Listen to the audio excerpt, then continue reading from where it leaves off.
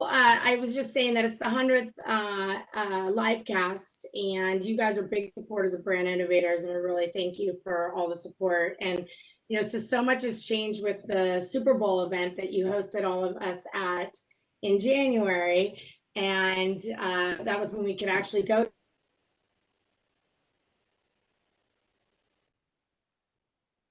And so now things have, we're here, right? And we're in our 100th virtual session. So talk a little bit about Popeyes and the journey you've been on through everything going on with COVID and just in general, the brand in general. Yeah, absolutely. Look, I mean, it's a pleasure to be here with you, Davina. It's a pleasure to be with Brand Innovators as well. I hope everyone who's joining us is staying healthy, staying safe, and staying well through this period that we're all going through, right? So it's actually unbelievable. I think David's saying that we actually met back in January. It feels like almost 2 years ago, but it was only end of January. But it's great to be here with you guys today again.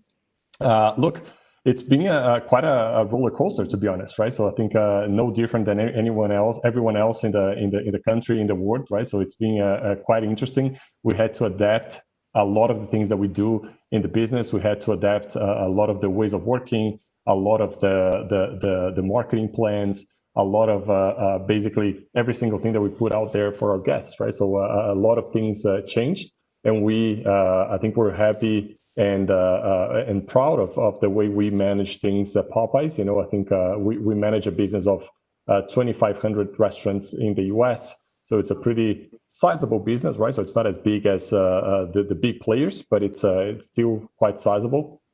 And I think we went through this period together, working with our franchisees, working with our partners to really go through this period and really staying tuned to what was happening in society with our guests. Our guests were, feeling about the whole situation, so that we could, put the right plans in place and the right, offers, and to give our guests the best experience that they were looking for. Like really, we went through phases basically, right? So right at the beginning, people were super confused if restaurants were open or not, like as simple as that, right? So I remember having a conversation with the agency partners, and we were like, guys, we just need to tell people that we're open for business. Like it's as simple as that, like going to the most basic things that you can think of, So, and then, giving confidence. And even we had occasions in different cities in the country that even law enforcement wasn't 100% certain of the mandates, right? So some cities were shutting down every single restaurant, but then realizing that they were not supposed to be shutting down restaurants because drive-through was still working. So it was a lot of a lot of work, but I'm glad that we're kind of like coming out of that craziness that we went through, but in a great shape. So happy to be here. Yeah. I mean, the franchisees, I'm wondering, how did that, I mean, that's always a challenge for the category, the franchisees relationship, and I know how important they are to the business. Can you talk a little bit about how you work with your franchisees? I mean, how were you able to have the success in that communication with all of the craziness and the fluctuation across the country? If you want to talk a little bit about that, but I think that would. Yeah, absolutely. Look, I think it's not a new business model, right? So for the country, there's a lot of companies that work that way. I think our approach to that is really building a partnership, right? Because I think our success is 100% dependent on their success and vice versa. So we gotta be in the same boat. We gotta be, going to the same direction. I think the more practical things that we do, it's basically, we have a marketing council that we meet with them quite regularly. I actually talk to the chairman of the marketing council on a daily basis, I would say. So it's a pretty open and continuous conversation. And the chairman of franchisee, is it like one of the owners? Yeah.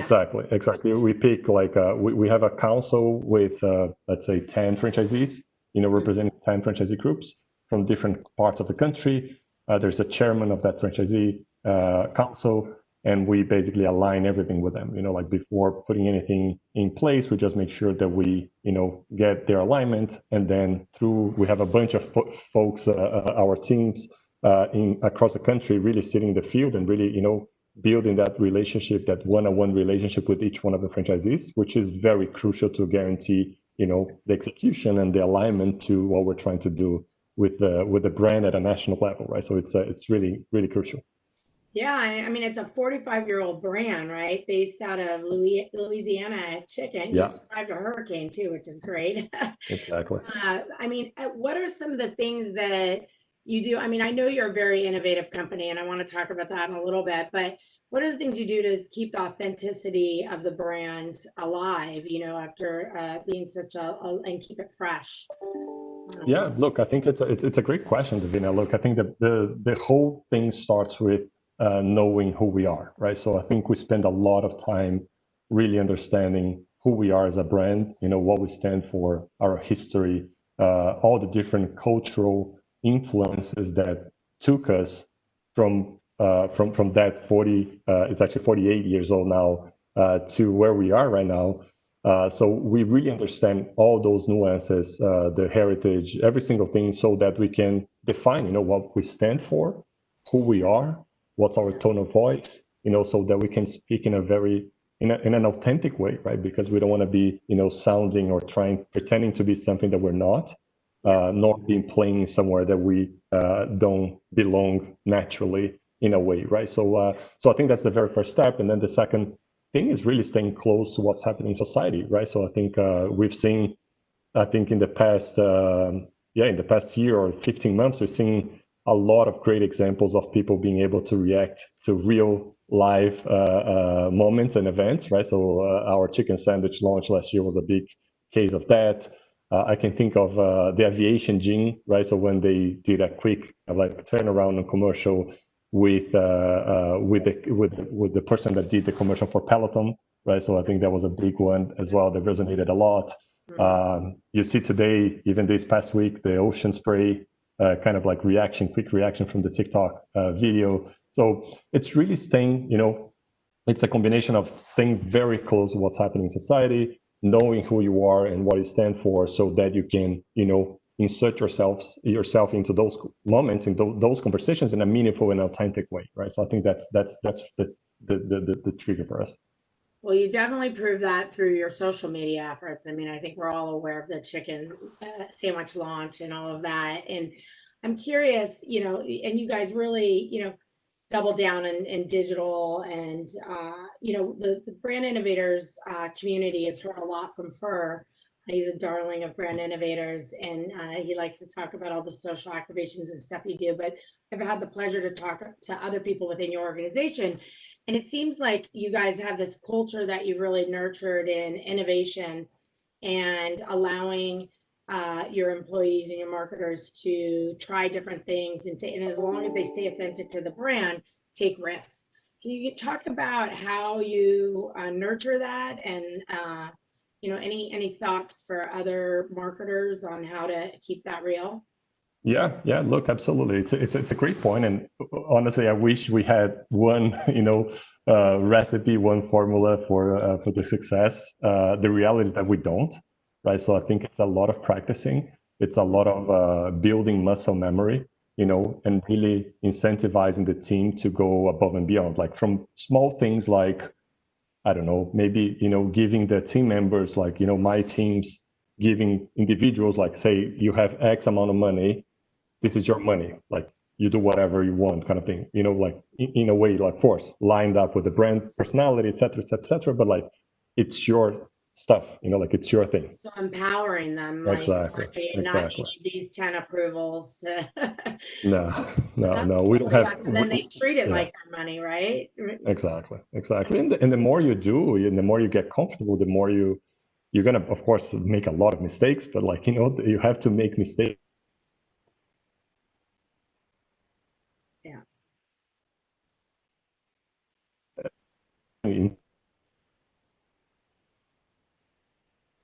I think you're cutting. Of course. Bruno, I think you're cutting out like a little bit, your internet. Are you? That's going to be our thing.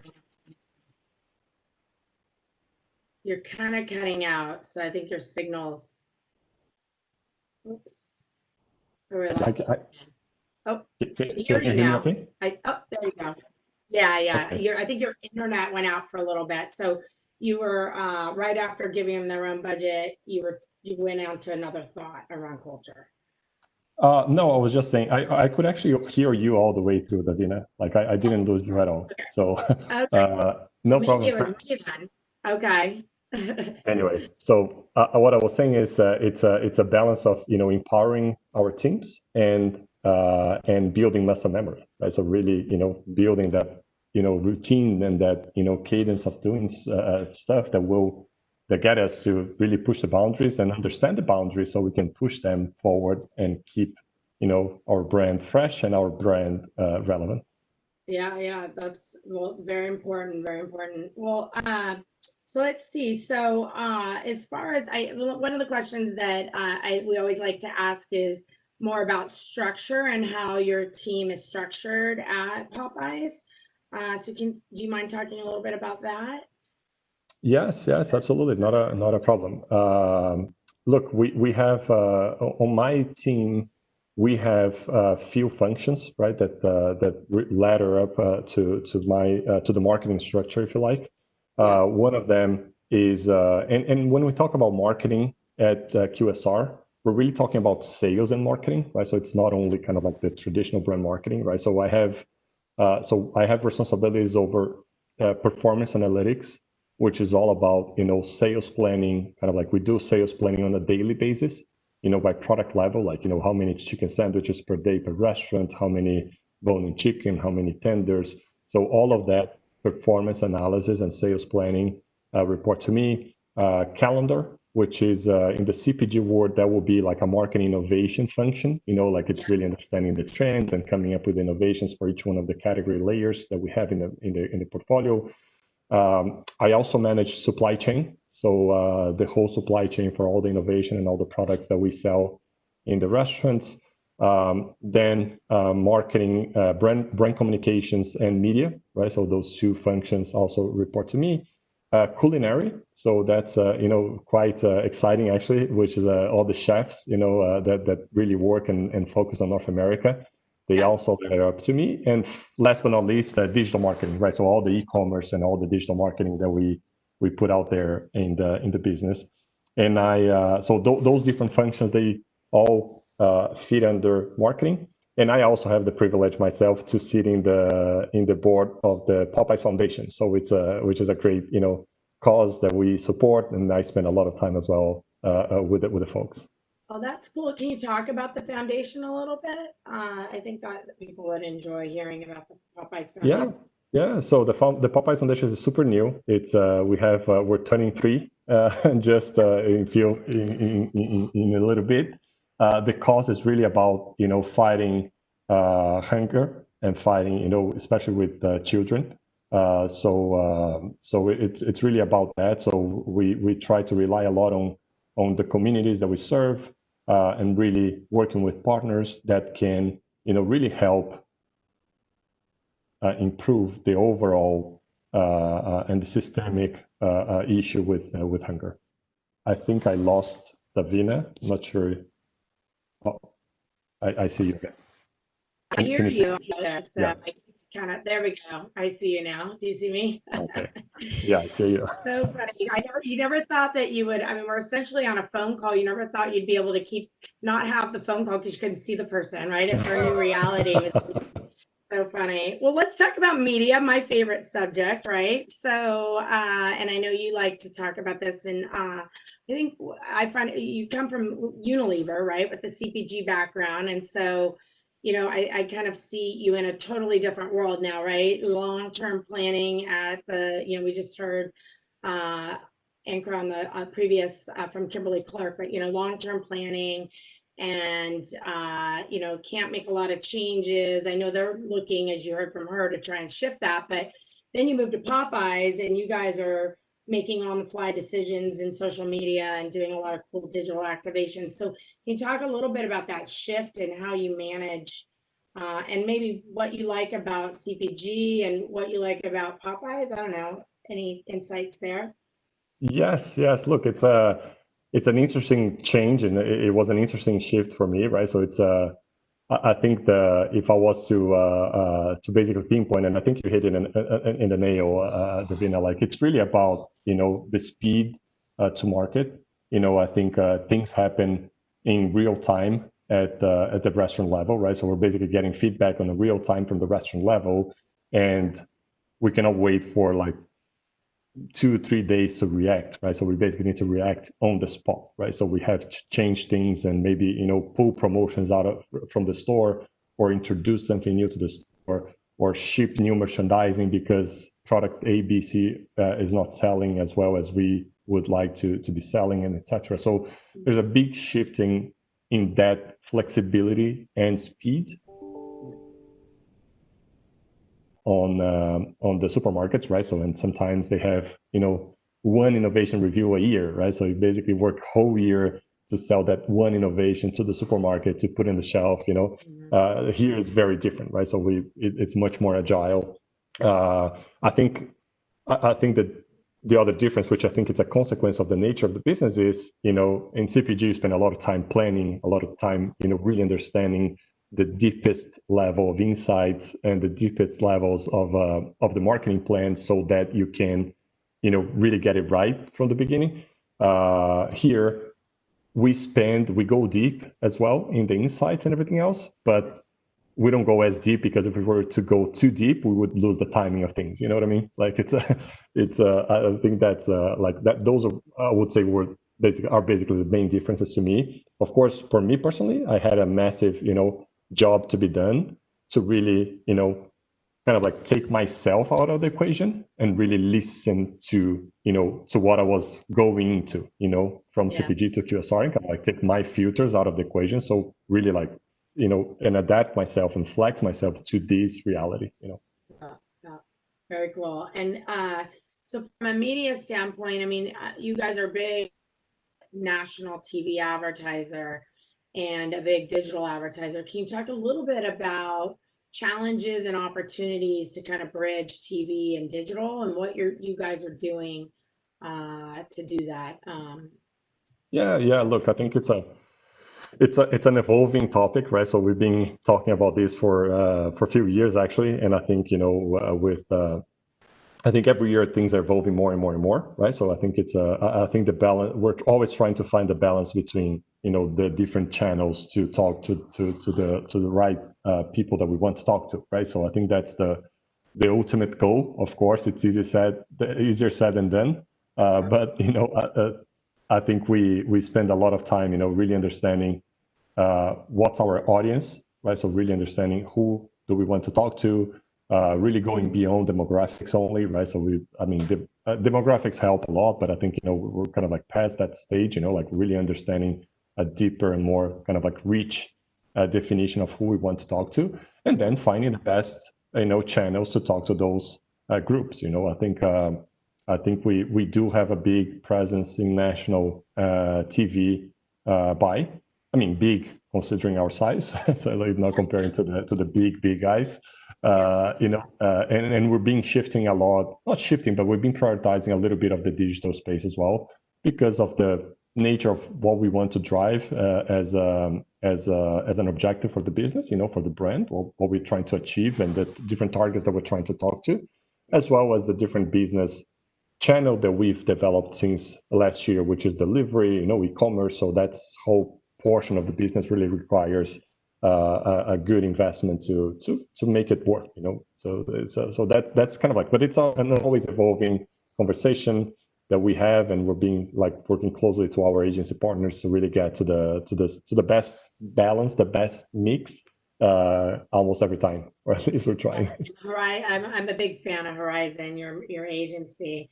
I know, and it's, look, I mean, I think I mean, that's one of Ampersand's big missions, is to try and bring a lot of the great things of digital to TV, but then, where you've got the power of the content, right? And so we think the combination of all the targeting that digital offers and the measurement and on TV is a great thing. And so I get why you're shifting, a little, thinking about shifting to digital. And also, I think we haven't made it easy on you guys to do quick changes and things like that in the TV world, right? And so, I mean, you know, I think that, sorry to interrupt you, Davina, but I think that, it's the obsession of, in digital, I can track everything. I yeah, know every single thing. On TV, I don't. So that's kind of like, and if it depends on the company that you are, like it's natural that you are going to end up, navigating or gravitating towards digital, because I know exactly, the returns on every single cent. it's very addictive. Yeah, no, and so, and I think you said this when we talked too, the importance of you to be able to balance awareness with performance, because when you're just following the last click, then you're just only looking at performance. But we know that TV is a big driver of that, right? So connecting the dots at Ampersand, we're trying to empower marketers with the ability to do that better so that you can actually follow the customer along the journey. Very cool. Well, and I know we work a lot with your franchisees and doing a lot of geo targeting as well. Any thoughts around, kind of like, I know my colleague who runs the restaurant vertical is with some folks, and I think some people from your team today on a roundtable. And one of the questions was around like programs that you put in place with the franchisees around media. Do you have anything like that you do, as far as incenting them to do things so there's some consistency, or in the marketing council that you guys do? Yes, we do. So we still have, as part of our marketing structure or investment structure, we have a portion of the marketing that it's really coming from local DMAs, right? So our districts, right? So those DMAs, we work together with Horizon and those franchisees in those DMAs to come up with, the strategies, the recommendations, and then working with them to get to the final alignment, right? So the investments that there are made to those local DMAs, they are above the national investment that we do as a brand, so we want to make sure that we're using that money in the best possible way. So, we get the best return. Very cool. Very cool.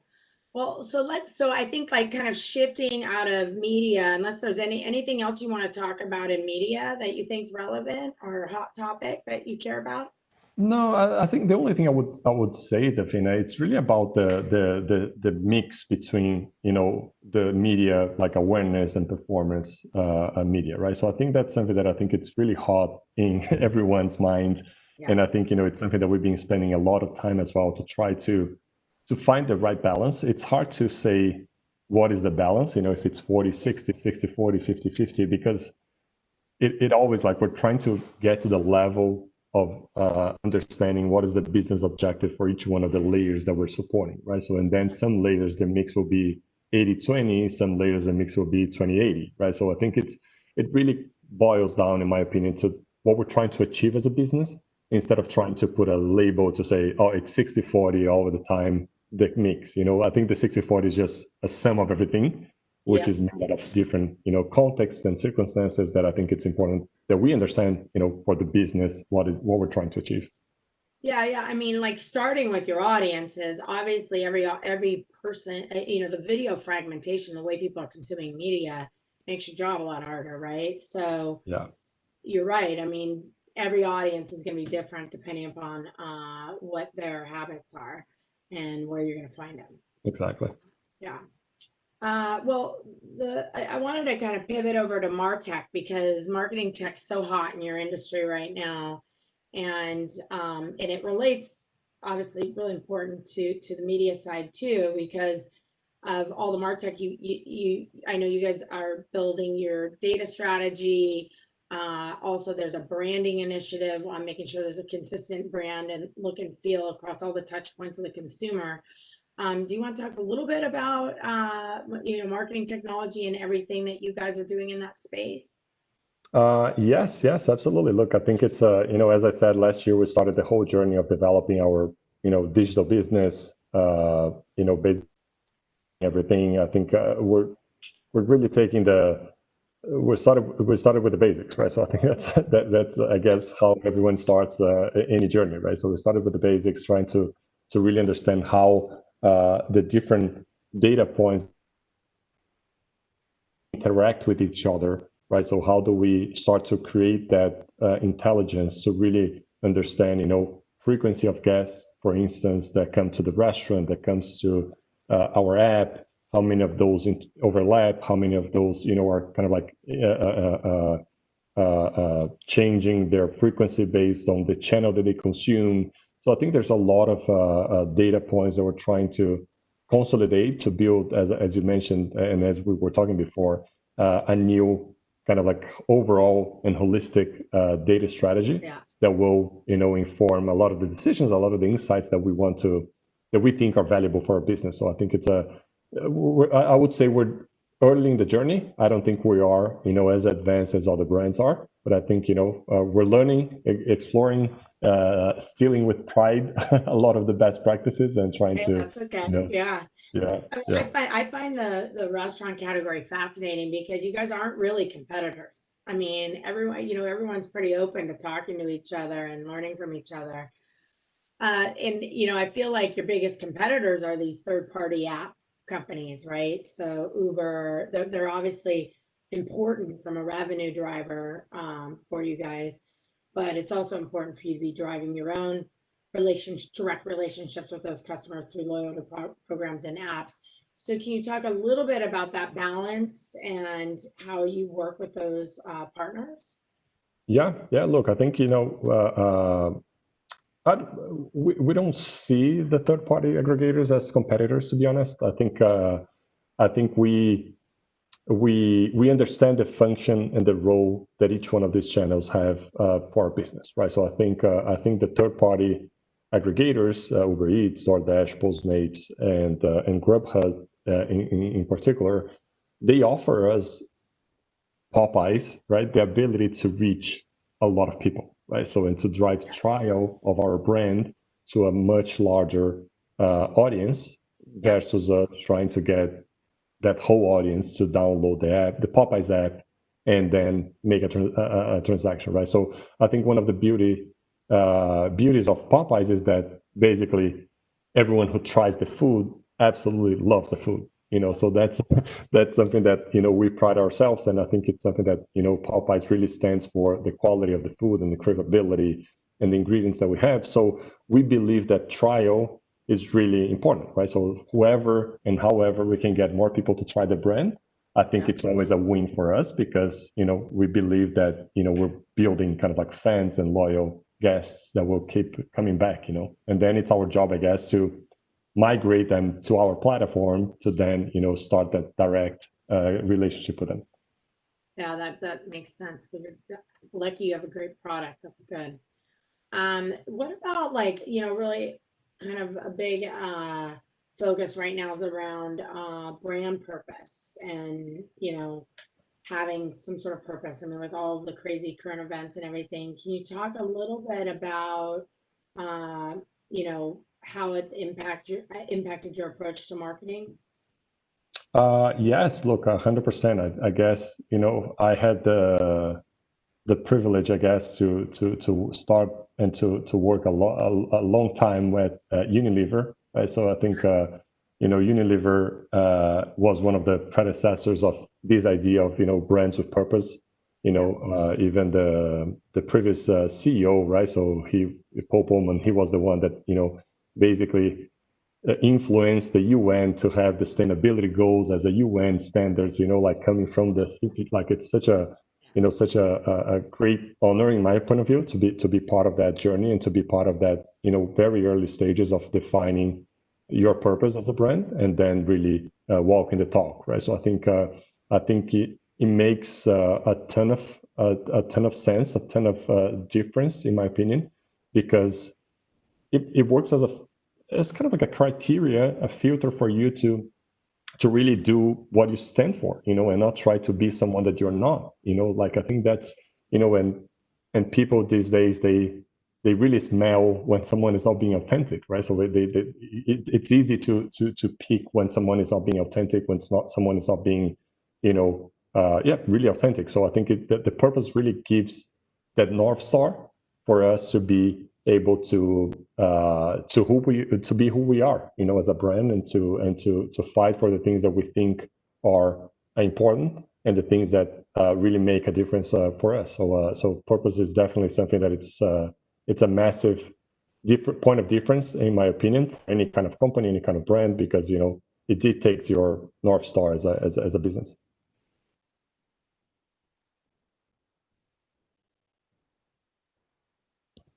And I think I lost Davina, or I lost connection myself.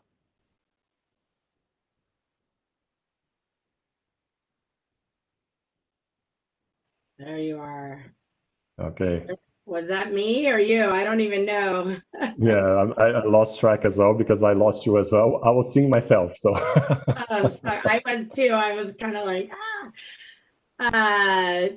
well, you were talking about brand purpose, and I think it sounds like it goes hand in hand with how you've approached the brand, anyways, right? Which is staying authentic to the brand, and I think that's consumers require that these days. I don't think you can get away with not having a purpose as a brand. Exactly, and I think it's important that at least we understand that, and I think it's important that everyone understands that brands are like people, and brands evolve. Your personality evolves, your who you are evolves, and your purpose evolves as well. It's not something that you're going to write on the paper one day and it's going to be there forever. Of course the direction will be there forever, kind of thing, but like, you're going to evolve, and you're going to fine tune and shape and create your personality. So I think it's important that we're always kind of like, at least from our side here, we're always talking about brand positioning, we're always talking about brand tone of voice, and we're always talking about brand personality. Like, those three things,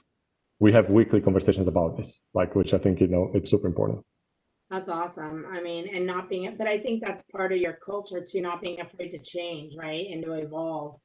And yeah, important to stay relevant. Well, I think we're gonna move to questions. So I have a couple questions here. So one is so an idea for you. It was what do you think of the Popeyes Foundation with the help of a vendor partner like Coke? This is a great way to change the mood of your guests. Oh wait, sorry, I'm not reading the whole. Oh, it says, what do you think about brand marketing medium like Seat Peeps for restaurant or hospitality chains to make use of their unusable seating to promote social causes and or charitable in their facilities? Kind of relevant to what we just talked about. Like Popeyes Foundation with Coke. This is a great way to change the mood of your guests when they walk in to your dining rooms, and would definitely drive awareness for causes such as Popeyes Foundation. That's a great idea. I mean, would love to get whoever asked the question, would love to get in touch and talk about it. Like, I think that's cool. Yeah, Seat Peeps is the company. Just curious. I mean, any advice for vendors? I mean, and that are trying to bring ideas to you. Any advice for them? Yeah, absolutely. I think the best advice, in my opinion, that we have is to that I have is to bring ideas, really ideas that are relevant to the brand. I mean, honestly, we don't like me personally, and I think as a company, we don't like to sponsor things or to partner with things just for the sake of partnering. Yeah. Like, it doesn't work that way in our case. I do get a lot of emails and contacts saying, hey, are you interested in partnering X, Y, and Z? Yeah. That I could be interested, but like, what's the idea? Is there an idea behind it? Yeah. Exactly. Is there like, what we're trying to achieve? What's the angle? What, like, just slapping the logo there? I think it's not the preferred way to work, in my opinion. It's always, it comes back to the whole idea, the whole topic of purpose, of being authentic and everything else. So I think, that would be my advice request, I guess. It's bring ideas, and the more ideas the better, right? So we have more people thinking the same way. Cool. Well, that was an idea. So they took your advice without even knowing it. And then what about like in-housing? I know we talked a little bit, like your thoughts on, what stuff you possibly bring in-house. Obviously, Horizon's a really important partner to you, and will remain so, but just curious on what things you think might make sense to do in-house. Yeah, that's a great point. Look, I think currently we don't do anything in-house, right? So we have partners, right? So we have media agencies, we have the creative agencies, we have merchandising agencies. So we have all these partners that work with us. We consider them all as part of the family, right? So the team, there's not a like client agency kind of relationship. We have a pretty close relationship with all of them. I think the one thing that we've been thinking and talking about is it's in the whole performance media space. I think that area potentially having someone in house could make sense for agility, for speed, for all those things. Not to discard the role that the agencies would still have in creating kind of like visual identity, the whole template, the whole kind of like look and feel, and then leaving for the in-house portion just to kind of like do quick adjustments and quick A/B testing and quick live reactions to really optimize the plans and optimize the returns on those investments. But look, we're thinking about it. We're trying to design the strategy, to design the scope. So I think it's something that it's pretty much fluid, and we're going to certainly try and see how it goes. I've seen just in my experience as brands get their data strategy in order, it starts to make more sense because a lot of it has to do with leveraging those insights and everything. And at Ampersand, we recently launched a self-serve UI. So I think a lot of the vendors out there, media vendors, are also looking to empower the marketers and their agencies with tools to make it easier on them. And what we've seen is both the brand and the agency want to have hands on keyboard or whatever. Exactly.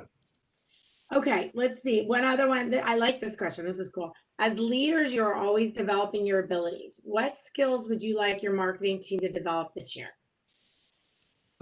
This year, I think my marketers, I think I don't think we can all, in my opinion, like we're never too close to our guests. I guess being obsessed by our guests is probably the main ability, the main skills that we can all, because that's going to drive insights. It's going to drive truthful insights and in sync with reality and what's happening in people's lives that will very likely drive good outcomes for the business. So I guess the obsession for consumer or customer, however you call them in your industry, I think it's an important one. That might be a good recommendation for the vendors too. Be obsessed with your guests and your product. That'll give them a lot more ideas, right? Exactly. Thanks, Bruno. It's been a pleasure and really nice to meet you, and best of luck. You're doing great. Likewise, Davina. Likewise. Thank you so much for having me, and it's been a pleasure talking to you and connecting with everyone here. This has been fantastic. Thank you both. As always, we really appreciate your time, your insights, sharing with our community, and we'll have you back again soon. Okay. Thank you so much, David. Thank you. Stay safe, guys. Bye-bye. We're going to round out today's program with one more fantastic speaker, our advisory board member, our friend, Todd Kaplan, the Vice President of